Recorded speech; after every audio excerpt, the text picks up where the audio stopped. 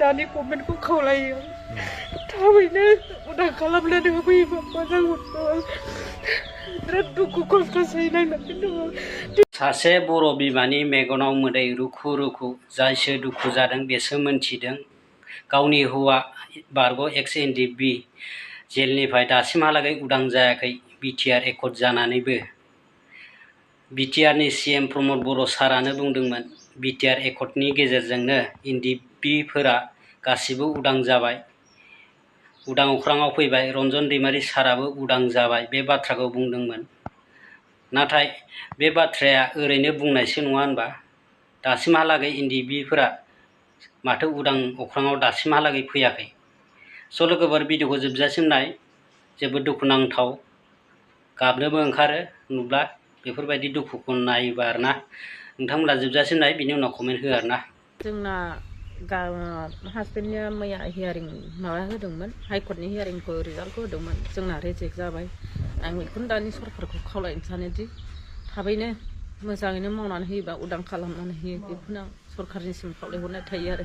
जोंनाव बेसे गोबाव जाखो? दिनै माबा 10 बोसोर कमप्लिट जाबाय, 11 हाबबाय आरो। नोंनि फिसाया एनडिएफबिमोन नामा? एनडिएफबियाव दंमोन आं। बबे जायगायाव दंमोन?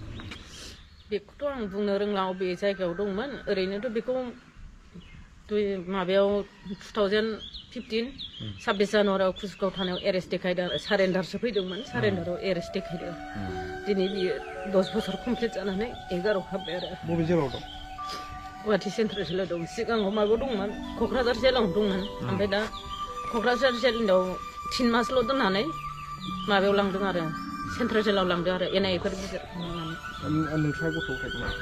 गथ'फोर दङ, फिसाजो सानै, फिसाला सासे, बिदि दं आरो गथ'फोर। न'खरा बर' उसुबिदायानो सोलिनानै दं आरो। नांगौ रोखोम फरायनो, गाननो जोमनो, जानो लोंनो होनो हाया फिसाफोरनो। बेखायनो दानि गभर्नमेन्टखौ खावलायो थाबैनो उदां खालामनानै होफैयोबा मोजां मोनगौ। बिराद दुखु खस्थ' सैनांनानै दङ। दिनैसिम 10 बोसोर जालांबाय, जोंखौ रावबो खबरानो लाफैया। फिसा फिसौ गोदाव सोराव जानानै दङ। बहा आब'ना गामिया बहा? बिजनि बेसरगाव होनो आंना।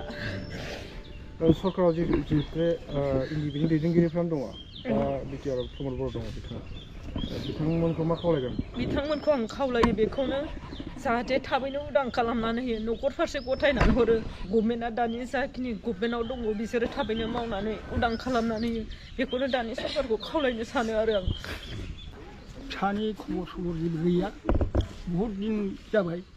दा मोखां गन्थं नुवा, दा नायनो लुबैबाबो थांनोबो हाया, थाखा फैसा गैया, जेनिबो दारै आंखाल दं।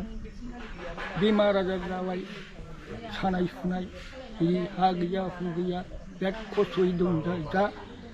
ओंखायनो फिसाफोरनि थाखाय मोजाङै मोजां मावलांनो जाहाथे बिथांमोनहा, बेखौनो आर'ज खालामनानै। बबेयाव दं नोंनि फिसालाया? जेलखानायाव गुवाहाटियाव। सेन्ट्रेल जेल।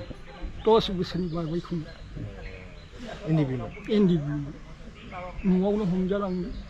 बे आन्दलन समाव न'आव थांनानै थाहैदोंमोन, एसे बेरायगौबा नुनानै बे सावथालानि दङ। ओमफ्राय बे समावनो सासे मानसिया सरकारखौ माने आंनो मोजाङै मोजां मावजानो लुबैयो। नोंनि फिसालाखौ बख'नो थाखाय जाहाथे राहा लायो, बेखौनो आङो। बिटिसिआव प्रमद बर' सरकार दं, दा प्रमद बर'खौ मा खावलायगोन? प्रमद बर'खौबो जों मिथिंबाय, बेनावबो थांखांबाय जोङो, अनेक मावनो थिनबाय, जेबो दायित्वखौनो लाया, जेबो खन' गसरखौनो लाया।